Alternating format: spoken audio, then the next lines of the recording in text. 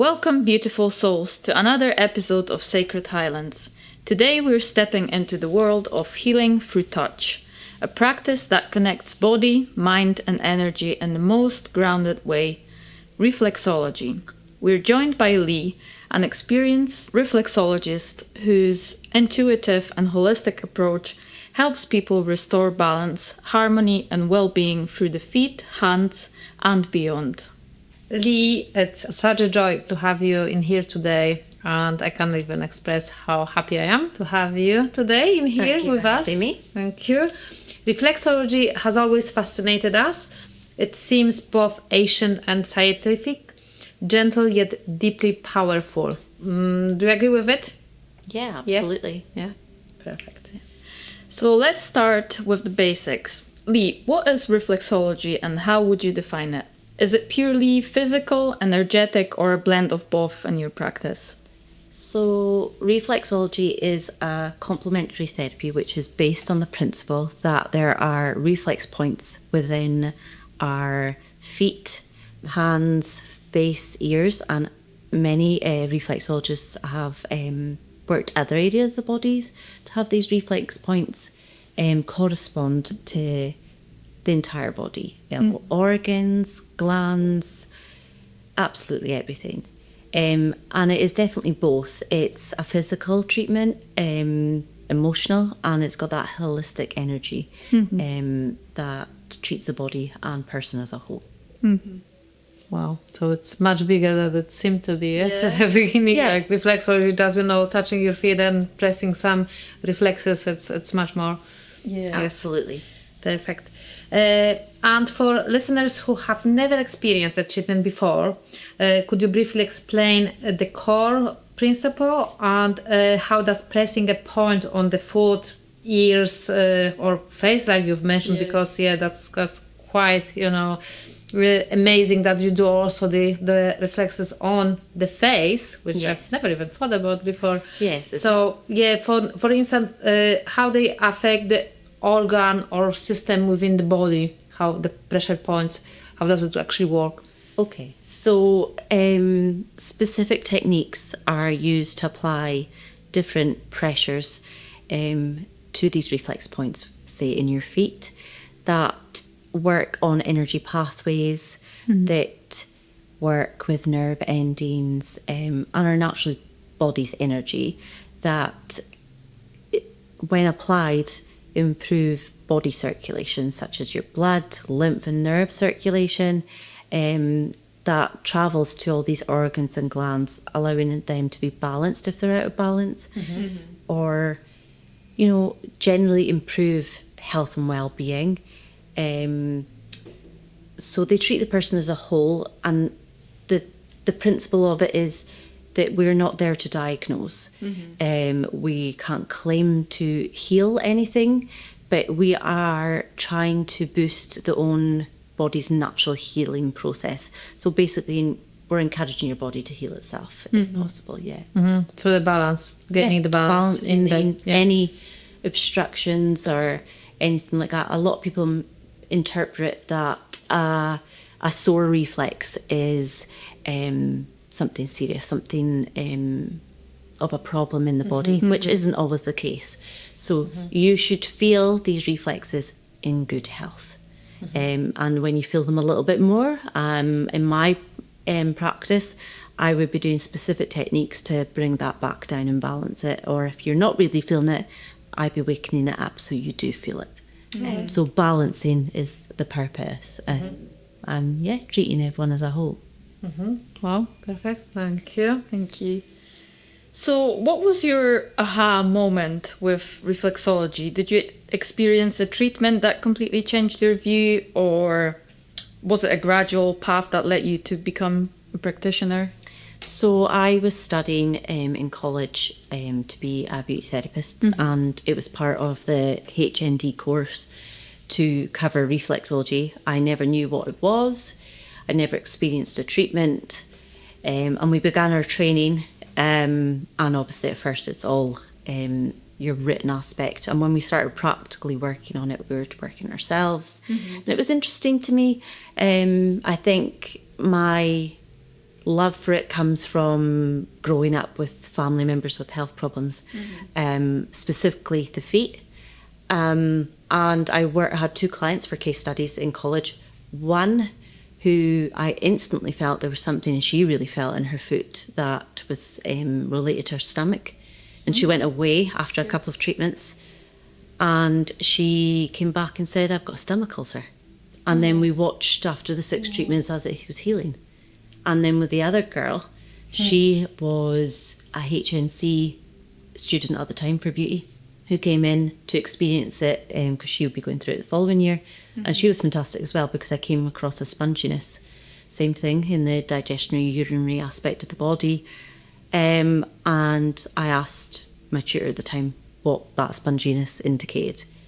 And she goes, it's a build-up of toxins, in the body. And we asked her a few different questions, and it turned out she was holding in going to the bathroom. So holding in urine can build up. Build up toxins, yeah. Yeah, so those things were my starting point. And I had a great interest for it over the years. I was working in a salon the entire time from college and after. Didn't really do much about it then. Was researching people. I moved on from the salon to a spa, and I got the opportunity to look into it further. And it just happened that I got the person they allocated me to do training with was the person I was already researching, which was Hagar Bassis in London. And so I did a couple of courses with her and her associates. And then I delved further by going and put myself through her full clinical practitioner's course for reflexology in London last year. So That's great. it was like starting all over again. Yeah. And so, that's my story. Perfect. So I suppose on the way of your learning, you found it like fascinating, I guess, because otherwise you wouldn't have kept doing it, exploring this. It's so in depth. I think you're always learning with it. I'm very fortunate with my training. I always, when I say to clients, I'm quite honest. I say my treatment may be very different to what you've been experienced before. May not, but it might be, because my techniques are different from those of my training as a beauty therapist, definitely. So part of my training was to include pathologies in that, so it's very in-depth about health, and that's why they class it as a clinical practitioner's course. And my lineage in that training through Hagar is that she's got 30 plus years of experience where she worked and was trained by Tony Porter, who is the advanced reflexology trainer. And they both, I suppose I don't know all their history in depth to tell you, but they worked and trained alongside Dwight Byers, who's a big name. He is the nephew of Eunice Ingham, who originally mapped the feet. So my lineage and training, where they've just brought it forward, and really, I don't know, it's more, some would say modernised, I suppose it is in a sense, but it's more accurate in the sense of results for me compared to my training before. There's a definite difference. So I do love it, and it's very interesting. But there's loads of other reflexologists out there, and their training's interesting too. As I've done the facial reflexology, her training was very interesting. Ziggy Bergman, different approach, different area of the body. There's also another gentleman, Spiros from Greece. His training in that, very in depth. He's more orthopedic. It's amazing. So you could forever learn, with it. When you mentioned about the members of your family having no problems, especially around the feet area, I was like, oh my God, so it looks like you meant to be there, for them, you meant to learn that. Yeah. It's funny, like sometimes, the life goes the way it's supposed to go, yes? Yeah, I've always said that. A lot of people say to me, I don't know how you work with feet, but it doesn't bother me. It does not bother me.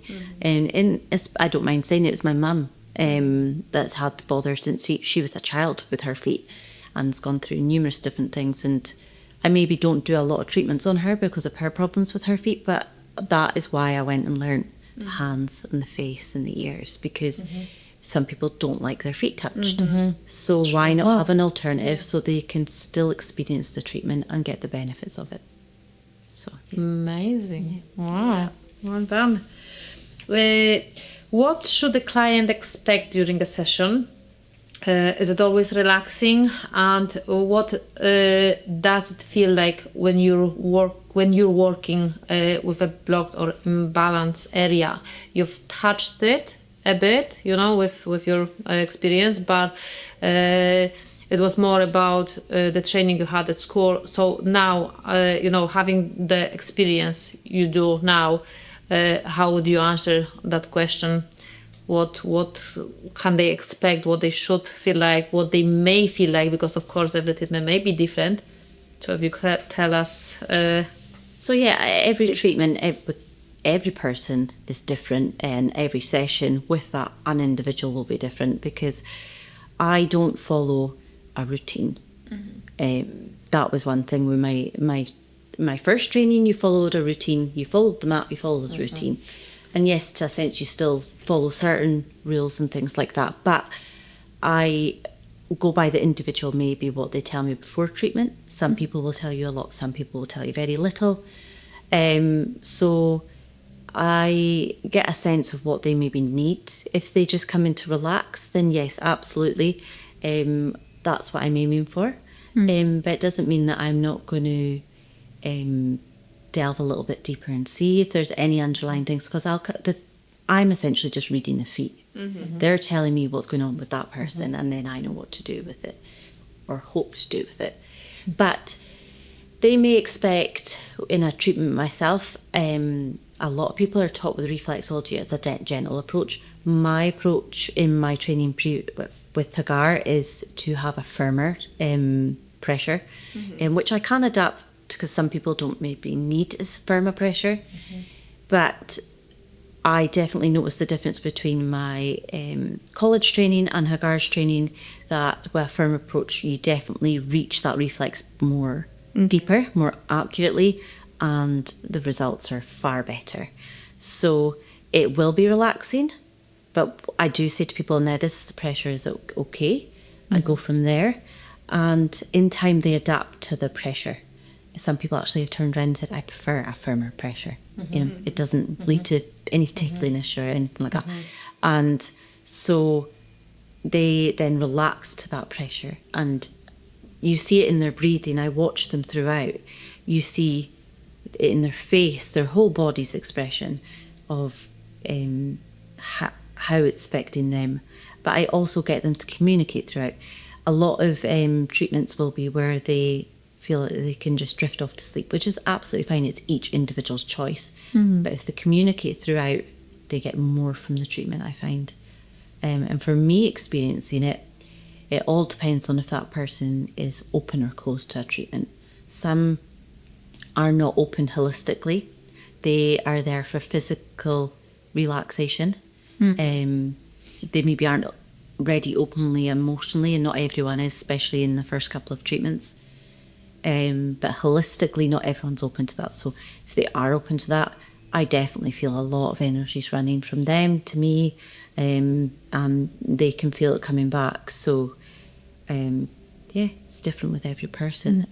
But yeah, I would expect deep relaxation regardless of what I'm doing. But I would expect some points, as I say to some people, you might feel a sharpness or a pain when I'm working on a reflex that's heightened. And just to communicate with me when they feel that, and we'll work through it together.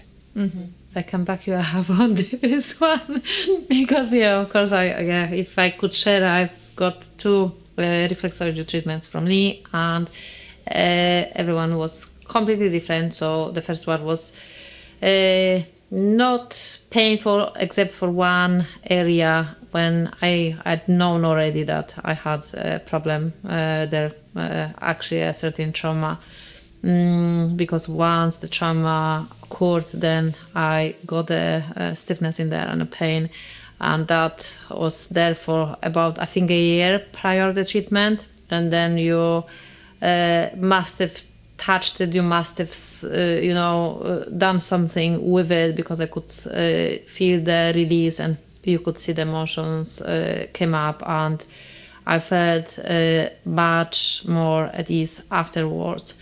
Whereas the second one, when I felt, okay, finally, I felt like I wasn't blocking anything. Like I just gave up into it. I was like, okay, what's going to happen is going to happen. Never like put any thought to it. I wasn't expecting anything out of it. Whereas with the first one, I was like feeling the pain in my lower back. I think I was more focused on the area there and looking for maybe some solution, some release from there.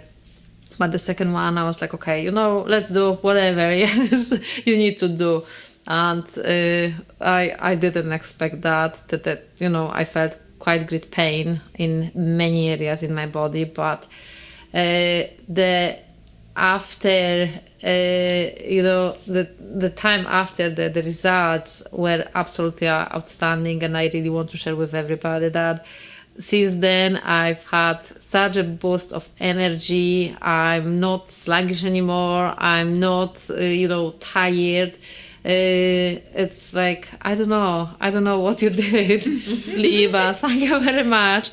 And I really can't wait for the next session with you, because now I think I'm even more open to it. I've faced that there was still stuff going on in my body, and I'm ready to deal with it. I think that's where I find myself now. And like you said, it's also individual every single time.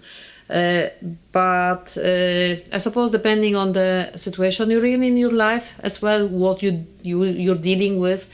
And yes, I am completely open to it, probably holistically as well. That's why I think you felt so much, because I was yours, at that time. Absolutely. I was like, yeah, I believe it, I trust it, I knew what happened for the first time. And the second time was more like, I'm free. Finally, I can face it. I'm ready for it. Yes. And I think that's why I felt so much. It was quite much of pain, I have to say, but it was worth it. The pain indicates something. That means something. There is something going on in that area. Mm-hmm. Yes. And well, that's it. It's some people think, oh, well, I don't have that problem in that area just now. But it can be something from the past. Mm-hmm. It can be something present, or it could be something that's coming on you're not aware of. We all forget things and don't remember always till afterwards. And I've had many people come back and say afterwards, oh yeah, this is what happened before. And I didn't realise that you could tell that. And I'm like, well, the body holds on to these things. It doesn't forget. So and every treatment is different, and everyone will experience it differently. So yeah, I'm glad that you had a good experience. Yes, so I did. Yes, absolutely. More coming. I know, more coming. Yes. Still with us? Wonderful. Just a gentle reminder, English isn't our first language, and now and then you might notice a few slips or imperfections in our conversation. If you're someone who appreciates authenticity over perfection, you're in the right place. Thank you for your patience and enjoy the rest of the episode. Yeah, you sort of answered my next question, like people's experience that is unique. Yes. After or during your reflexology, and they are could be both emotionally and physically, or could it be like just emotionally and then? I would say both. I think physically, depending on what it is, they might just feel. Some people just go away feeling lighter, like they've left something at the table, and they can go away without it. Physically or emotionally, but emotionally it takes a lot of people a lot longer to open up to that. But I definitely do have clients that come emotionally, maybe don't say to you. For instance, a lot will be like, I'm not stressed. I'm like, I have to change this question. So I'm like, well, do you think your body holds on to your stress and you necessarily don't feel you're stressed? And I go, probably. And I'm like, yeah. Okay. Because there's many that aren't stressed people. They don't experience it as maybe highly as a lot of us, but everybody's body's going through stress at some point in their life, and that does leave a trail So, yeah, absolutely. I think it works on everybody as a whole, but it all depends on what's going on in their life and if they're ready to deal with it. Yeah. That's something in common we've noticed in our podcast when practitioners say, like all of them say that body holds on to traumas, to emotions. So in order to release it, you need to feel it. And I suppose that's what happened first and second time with you. And every part's got a therapeutic connection people don't realise about it. Like, for instance, the teeth have their therapeutic connection to every other part of the body. So when they go through their own, like when we have the treatment done to our teeth, that does affect something else, as well. Yeah. Or can tell what's going on in the body by mapping, the teeth, which not everyone does with reflexology. If you work the teeth, it can give you an indicator of what's going on in the body before you even reach that part of the body with the reflexology. Yeah. So theologists, yes, when they bury the bodies out, they can see, especially long back on time, they can actually explain what disease the person had. Of course, before they died, this didn't have to be the reason of the death, but they could say, okay, what was wrong with the body, looking through the teeth. I mean, it's crazy, isn't it? Yes, yes, perfect. I would like to ask you, Lee, about the maps. So, of course, you've even mentioned that about the maps, showing the reflexes on the feet, hands, and also the face. So, are these maps universally accepted, or do practitioners develop their own understanding over time? So, Eunice Ingham, the mother of reflexology, is the woman that originally mapped the feet for reflexology. So hers, yes, absolutely is recognised universally. There is other maps out there from other reflexologists, and they're probably accepted. When I did my training and the way that Hagar worked, she had maybe reflexes that were she found in a slightly different place to other maps. Right. But she always said that work, the original areas, the original organ or gland on the maps, so that you are covering everything and you can make sure that you've definitely got that point accurately.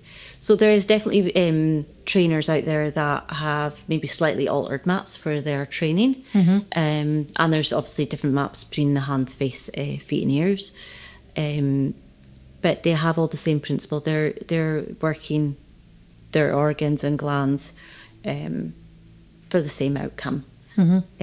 But yeah, my map is off the original training. There's maybe one or two that is she's added in, not taken away, added in to be she's found more accurate for results. And then she has also added in works of others that is to do with working acupressure points, to work on the meridian lines of the body, that work with the reflexes to get the best possible outcome and results. Most for the best benefit of that person's condition. Knowing the body's structure and I suppose where the organs are situated, when you saw a chart where, for example, the stomach was on the other side or liver was on the other side, then you would have to worry. But I suppose they're very similar, yes. Maybe slightly. Yeah, and that's it. Especially I think with the face. I've seen a few different maps for the face out there. They are different compared to the feet. The feet generally, when you see maps, they're all pretty much very similar. The face, I've seen different ones, and the organs are placed differently. But I just go by my training for that because it's specific. With the routine that I do for that one does more of have a routine. So.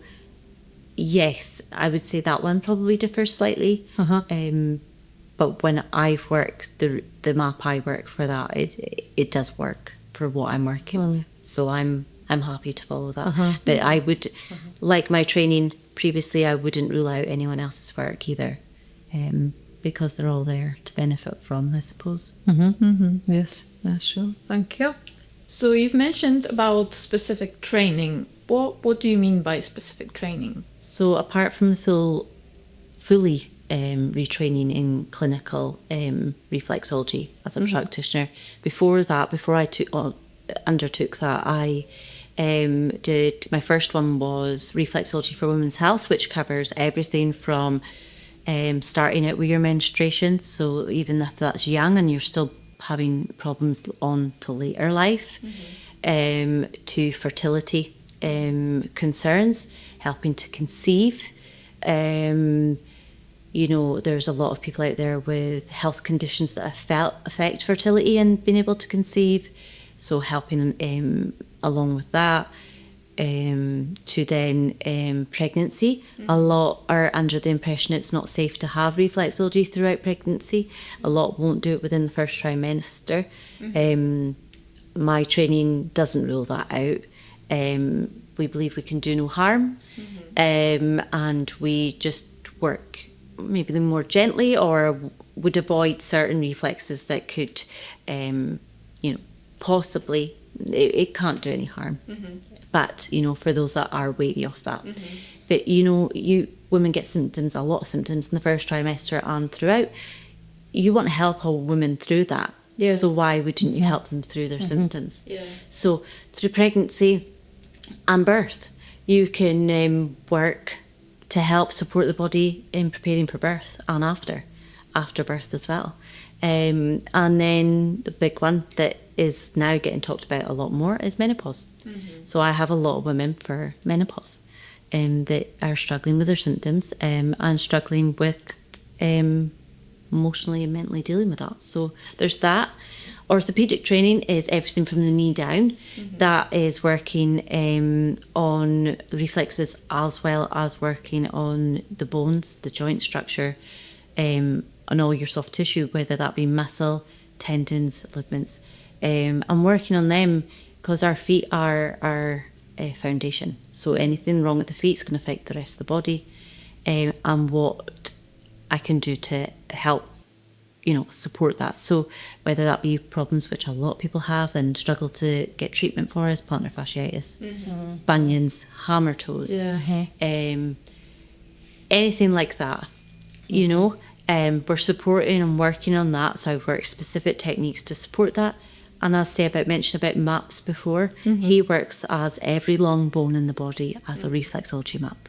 So the long bone from the knee down. Why wouldn't you work that and try to decipher what's going on in the body by working along there? And then I've done training for stress, reflexology with stress, including anxiety. So how stress affects the body and what you can do to support the organs that are affected by stress. And yet there's other little bits I've delved into and looked at people's work, of course, as well. But those are the ones that I hold for the feet and hands, obviously. And I've done my facial training as well that I've mentioned as well, and the ears. So how much do you rely on those charts versus simply reading the client's feet intuitively?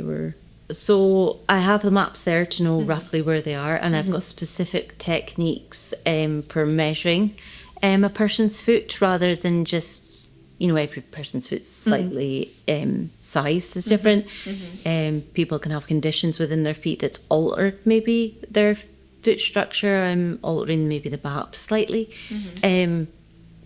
But yeah, I go by the measuring and trying to make it as accurate as possible. And yeah, if that person's got a foot condition or things like that, then I would work around it and work with it to follow my own intuition with that and work on that person as an individual. Yeah, definitely.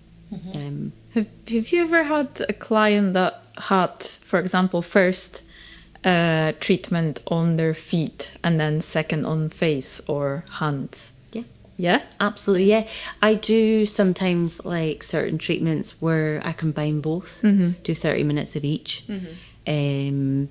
I offer different lengths of treatments for that reason, because not everyone has the time or financially, has got time for these things. But some people like a combination because the feet I work with firmer pressure, the face I work with a bit of a lighter pressure in some of the reflexes. And I find they're both beneficial in covering all organs and things like that, but they get a different type of relaxation sometimes with both. I think it's very, very deep with the feet in a lot of senses. It's deep in the face, but they can completely switch off. They're not communicating with me at all in the facial reflexology. Yeah. I want them to completely zone out and just enjoy the experience. So yeah, you could have a combination of both, or sometimes one person that maybe the feet aren't for me. Maybe I'd rather my hands or my face. So yeah, I give that's free to them. That's their choice, and that's why I have the options of all the different reflexology treatments. So the treatment on the face would be more relaxing, I understand, yes? Because you wouldn't be chatting as much with them? They're both relaxing in totally different ways. Yes, I mean, yes. But if for the face, you've got a facial aspect to it. So I would be cleansing the face. I would be doing the spritz. It's a specific skincare that I've got for that treatment.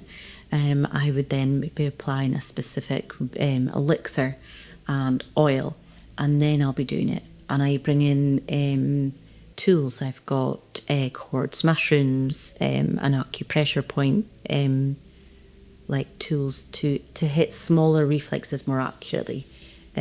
So I do that with that one.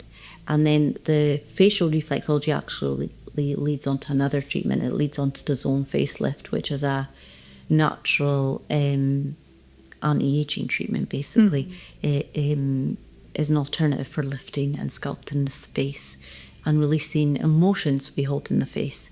So it has an aspect of facial reflexology and the lifting and sculpting treatments, which include gua sha as well. So they are very different to the feet. The feet, I am, firmer, but I get a lot of energy off both of them. But for me, I think because maybe I've done more training in the feet, I get a lot stronger and in-depth intuition with the feet. I can pick up headaches or, I don't know, specific things off them, especially in the head. I feel it a lot if that client suffers headaches or sinus problems. Has that a lot from them. Compared to I'd say the strongest one for the face. So I emotionally feel it in their heart. I feel the emotions they're carrying and they need to let off. Definitely. I think I'm booking my appointment with you after this. Yes, I was smiling when you were speaking because yesterday I met with my friend and she asked me about facial, completely natural. And I think because she's an extremely busy mom, dealing with two small girls. So yesterday we had a walk like 4 hours, but honestly we were stopping like every 5 minutes, and every one of us was laughing like, oh my god, we stop every 5 minutes because each child wanted something. And of course I had Max, but yes, I will let her know about your treatment because she would definitely benefit from the reflexology part as well. So I will tell her that. Yeah, perfect. Wow. Thank you. Yes, something about the evidence and theories as well. There's a lot of conversation about how reflexology actually works. Of course, you've touched some of it. You've said about the meridian lines. You've said about the nerves and stuff like that. But some people talk about nerve endings. Others about the energy channels or improved circulation, which you've mentioned also about. Which theory do you personally find most compelling in explaining the results you see in your clients? So it's treating the person as a whole. You're looking at everything. So nerve endings, circulation, energy pathways. It is an energetic treatment. We are working on meridians. We are working on nerve endings. There's simple techniques that you use on the opening and, reflex points themselves will boost circulation and lymph circulation as well as blood. So it is a physical treatment for all of those things. It is emotionally opening, and the holistic energy, definitely. I think a lot of people are always looking for scientific evidence, and there is some there, but it can't explain always what we do. And that's because, well, everyone will experience it differently. But I've found for results, just being open to what that person needs in that treatment, and I'm essentially just reading their feet. Their body's telling me what it needs, and I'm hoping to give it some sort of balance wherever it may need it. So And don't have many expectations, because I think they limit the approach, the mind. And I can compare it to Reiki as well. Whenever you're looking for something, you're not going to get anything, because you're actually not you not give up to get the full treatment. You're already restricting thinking of something, restricting your mind, whereas we need to just let go of any expectations, and then you'll get the full benefit of the treatment. At least no expectations, and being open to treatment. We're not all open energetically, holistically. We're not, all got that part of us. We're all different human beings, so we will experience it differently. And a thing with people and their health is that not everyone's ready to deal with it, or their condition will present differently. And you're not just treating that person, their condition, and the treatment they're on for it, because treatment has a side effect too. So it's treating the person as a whole, and how they're experiencing, whether even if it's just stress, how they're experiencing that and how it presents in their body. So it's everything as a whole, I would say. So what kind of conditions can reflexology help with? Are there certain physical or emotional imbalances where you see the greatest benefit? So I've done different training with Hagar, but when I did my full clinical training, we covered, part of our training was to do pathologies as well as anatomy and physiology with Melissa, her colleague, who's absolutely amazing and knows a lot about the body.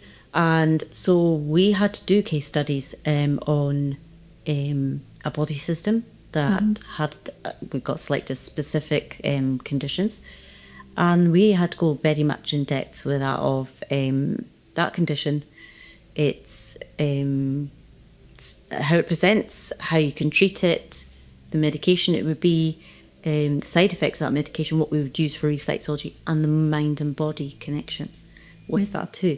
So it can treat a lot of things, but it isn't to say it can cure. As I said, we can't diagnose, we can't claim to cure anything, but we can try and help that person through certain parts of their condition. But certainly I've noticed with things of aches and pains, natural aches and pains of back pain or neck, headaches and migraines, I've seen it help people that have suffered these things. Usually, and a very common one, is sinus problems. I can pick up on that straight away, and in the treatment you can see it starting to work straight away. As soon as you start working the reflex for sinuses, you can see it starts draining, they start swelling, it starts shifting. Wow.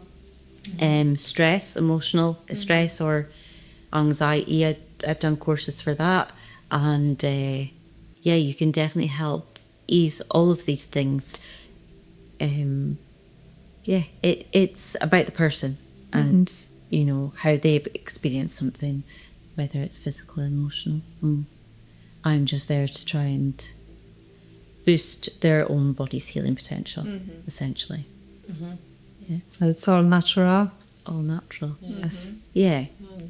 Sometimes people are coming to me because they're not getting an answer from health boards or doctors and things like that. because of the way things are just now. And they're wanting or maybe a more natural approach as well. So it's great. And I think more need to be doing that. But it's the fear of, can they afford to do these things? Will it work? Because the same thing, not every treatment's for everyone. Not everyone maybe will have a benefit from reflexology. It's worth a try, even if it is just relaxation. But maybe they need Reiki, maybe they need massage or some other alternative therapy. So I try to let people know that we can try something else. Or I always know someone I can recommend you to.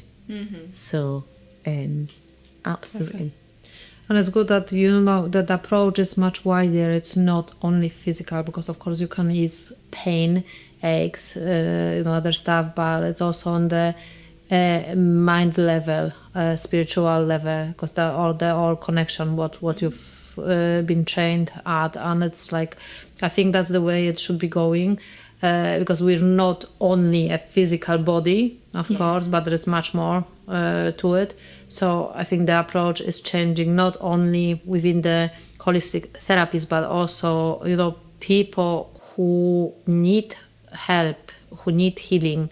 We've noticed, especially doing the podcast, we've noticed the tendency of people opening up, awakening. So I do hope, and me doing some stuff with the mental health board, I can see them also. They approach mindset is changing, because there's a lot of people speaking out about crafts, about being within the nature, how much it helps, especially with mental health.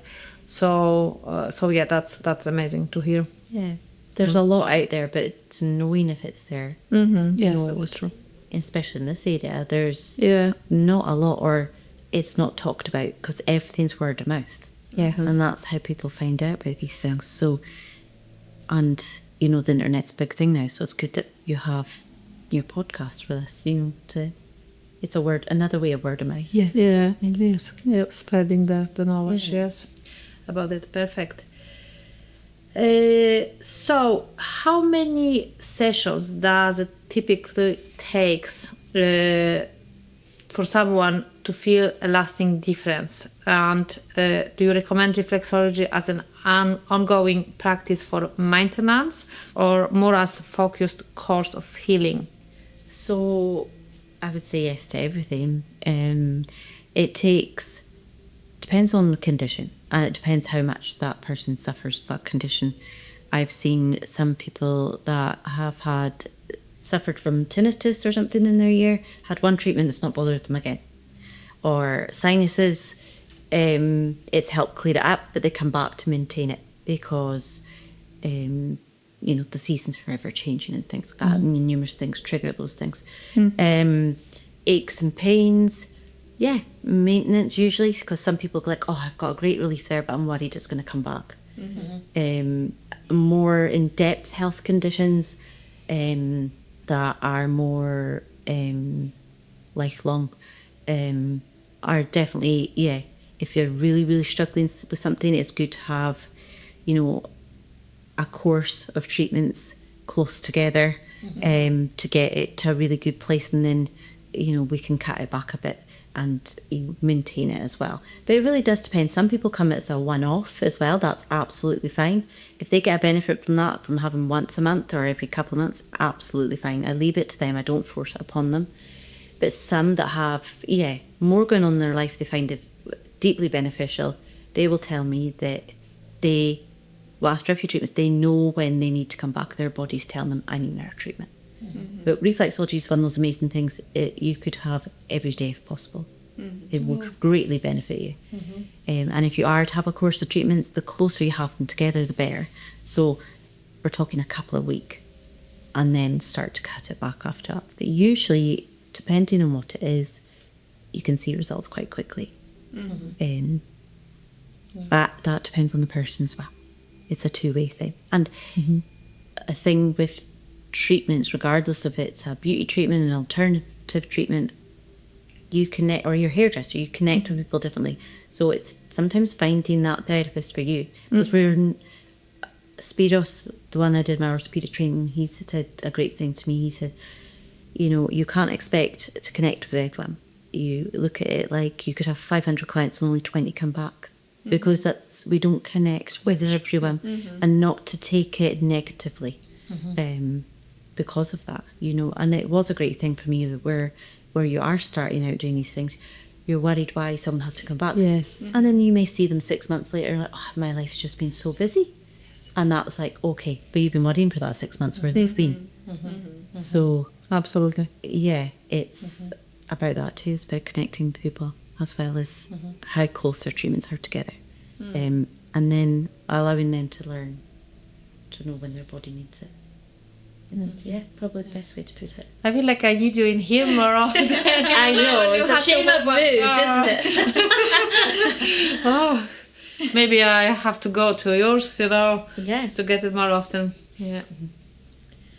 So, in our fast-paced, high-stress world, why do you think taking even an hour to focus solely on the feet or hands is so vital for modern health and well-being? Because life is too fast-paced. Yeah. We're not meant to be as highly stressed as we are. Stress is the cause of all disease, you know. It opens our bodies up to becoming ill because we're so running at constant high levels of stress and other things in life. So it is important to take time out, whether it be weekly, fortnightly or monthly. Obviously, the more regular you do these things, the greater benefit you'll have it, and you'll have that more balanced, especially emotional health, I suppose, and mental health. But yeah, I think it's extremely important, but we're all guilty of not making time. And I think that is we're too busy. But yeah, extremely important. The time of stillness, of mindfulness, or switching off, you know, it feels like it's so expensive in the regard that we don't have time for it. We feel like we can't because, I don't know, there is other people we need to go and help, there is other stuff we need to go and do.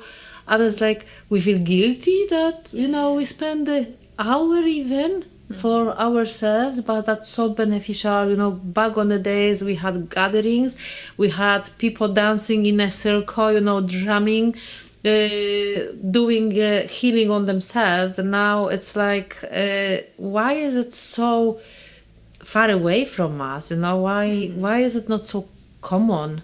I think now we're going backwards again, and we're finding the right way, how we should approach the life, how our life, what our life should look like, in my opinion. So thankfully that, you know, we can see there is a hope, for us to become better.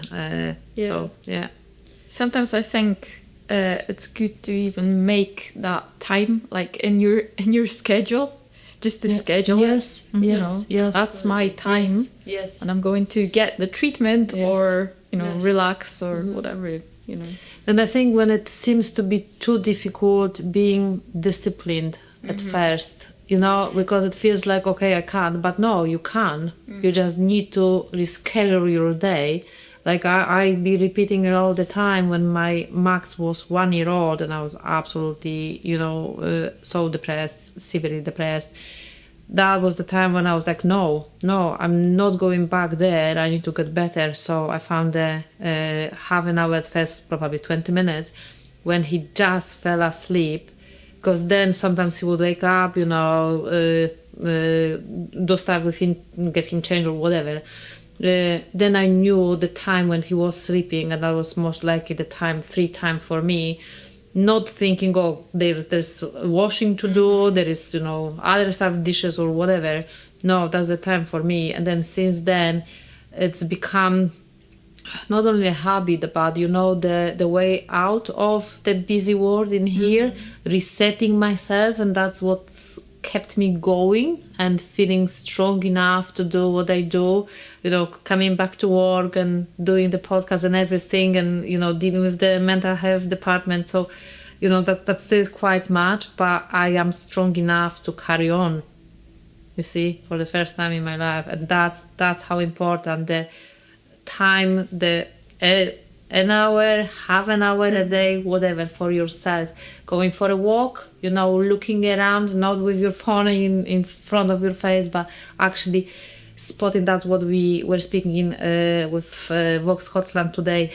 Spotting the beauty around us. Yes, because we've stopped actually noticing it. The trees, the birds, I don't know, the sun, whatever.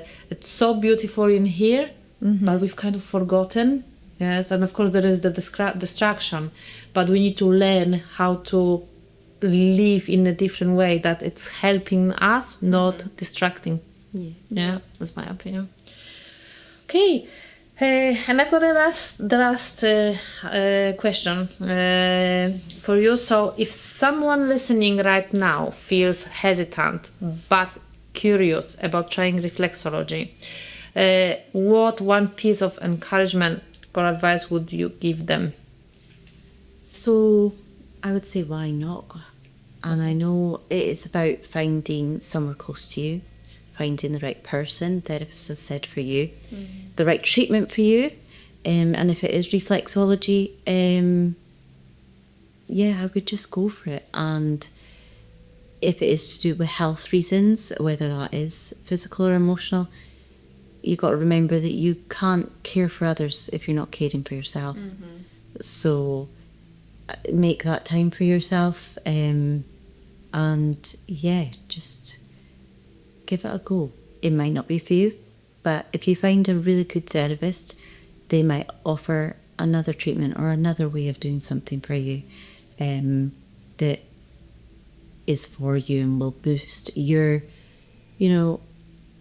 health and confidence, because sometimes that's what I think we've all lost, is that confidence to make time for yourself, and that you are worthy of that time for yourself. So I would say, why not? Absolutely. Yeah. Yes.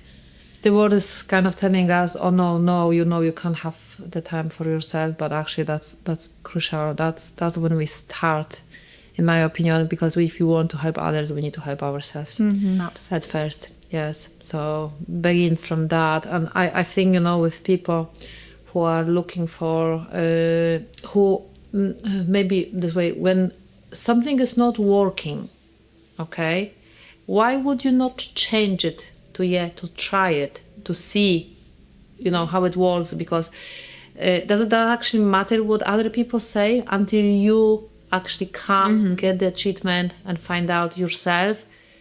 Because sometimes the information out there may be completely different. Maybe it's some narrative, maybe there's some agenda, whatever, but I've changed my way of thinking so that I try to suit everything, that approach everything, do things so that it suits me, my health, because there is nobody else knowing my body as well as myself. Okay, and I know what's making me feel better, what's making me feel healthier.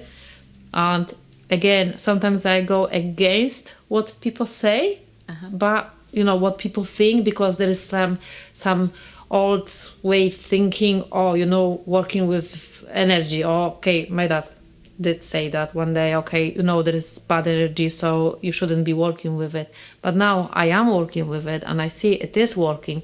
So actually I went against him, what he said. And what I'm trying to say is, like, it is worth sometimes to just try. Yeah, like you said. It won't do any harm. Yeah, exactly. It can't do any harm. Exactly. Absolutely. Yeah. Thank you. Lee, thank you so much for sharing your wisdom and gentle insights into reflexology. It's been such a grounding and inspiring conversation. Thank you. Thank you very much. That's amazing. Yeah, to our listeners, if you've been curious about reflexology, maybe this episode was your sign to take that first step, which I would definitely encourage, especially with Lee. I can't express it well enough, to be honest, what I've experienced, but it's like, I don't know, it's mind-blowing, I would say. Yes, well, what I found out about myself, about, my body, how much my body was still storing within itself, and how much better I felt afterwards. Both treatments, actually, because the first one was very emotional. I cried quite a lot, you saw me like almost bursting out of cry.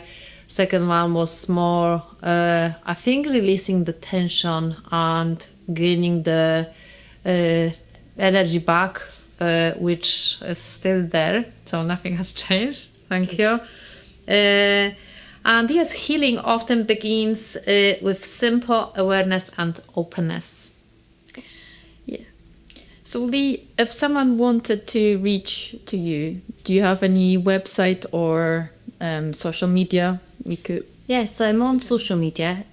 My business name is LIM, which is my initials, Reflexology and Beauty.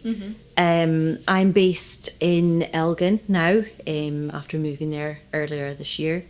I do return to Roshire and obviously sort of South Sutherland here as well, in Dornoch, once a month, and come and do mobile reflexology treatments for clients that I've previously done, and I'm happy to add in some new ones as well, absolutely. But yeah, I work out of a hair and beauty salon in Elgin, and yeah, my details are on social media, Instagram and Facebook, and yeah, if there's anyone that needs to get a hold of me, I'm sure they can get a hold of me through this podcast as well. One of the girls would let me know. Yes. We'll also add the links to your site, to your media, so yes, everything will be there. Thank you. For everybody. I appreciate it. Really do. If you enjoyed this episode, follow Sacred Highlands on Spotify, YouTube, and Instagram for more conversations about energy, healing, and connection. Thank you for listening, beautiful souls, and until next time, stay grounded and open-hearted.